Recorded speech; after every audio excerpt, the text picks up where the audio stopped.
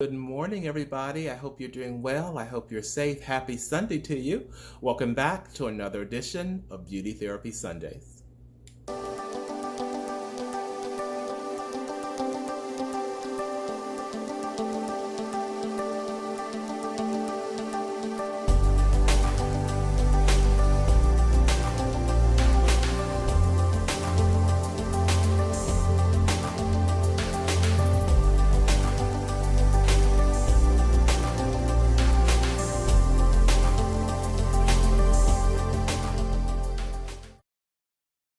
Thank you guys so much for subscribing. If you haven't had a chance to do that, just push the subscribe button at the bottom of this video, and therefore you will be alerted to all the videos coming up every Sunday. And please don't forget to like, share, comment, give me the thumbs up.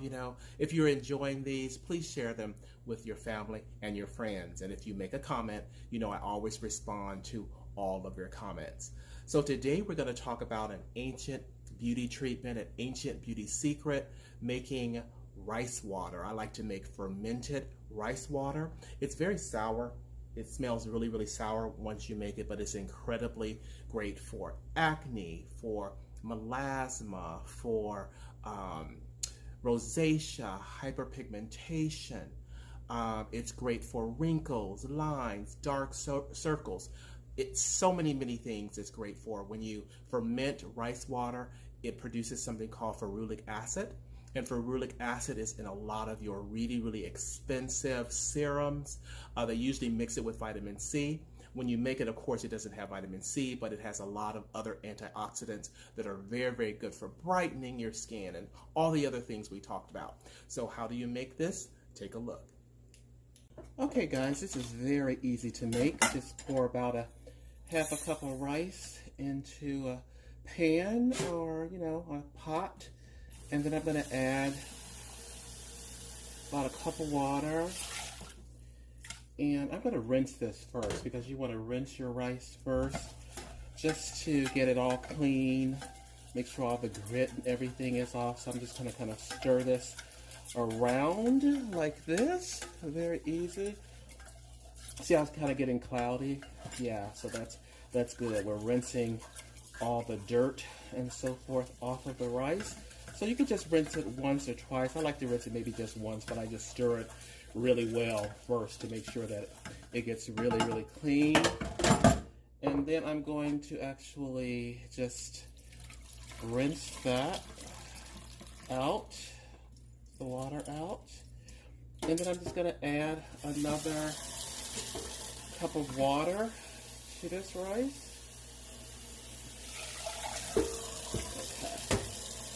And then I'm going to stir it around again. So just stir it around a second time, and you'll see that the water is getting cloudy. That's what you want. You want this water to get really super cloudy here. And I'm going to let this soak probably for about 30 minutes, and I'll come back periodically to stir it so I can make sure that we're getting all the nutrients out of the rice, all those good antioxidants out. So we'll let that set for about a good 30 minutes, and then I'm going to come back and I'm going to pour the rice water into this glass jar, okay?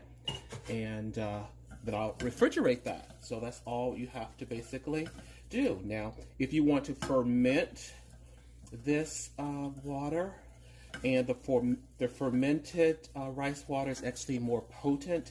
It'll be a little pungent smelling. You just pour it in the jar, and you cover the jar, and you leave this out of the refrigerator for 24 to 48 hours. It'll smell a little pungent, and that's really going to give you a concentrated rice water. Okay?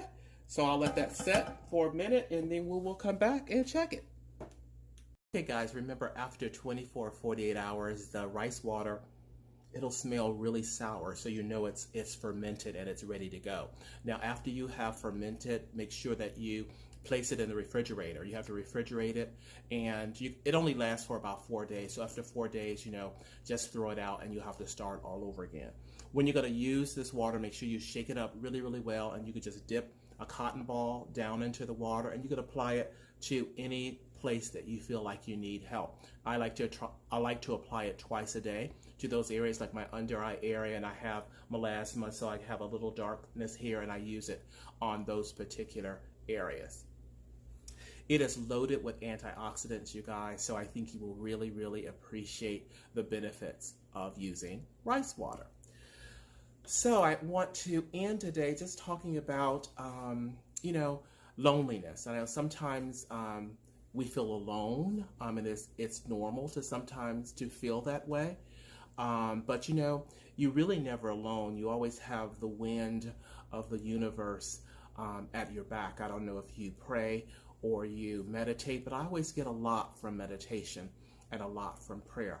When I'm going to enter a situation that I feel may be stressful, or I'm going on an interview that I feel may be challenging, you know what I always think about? I always think about I am entering that room with an army.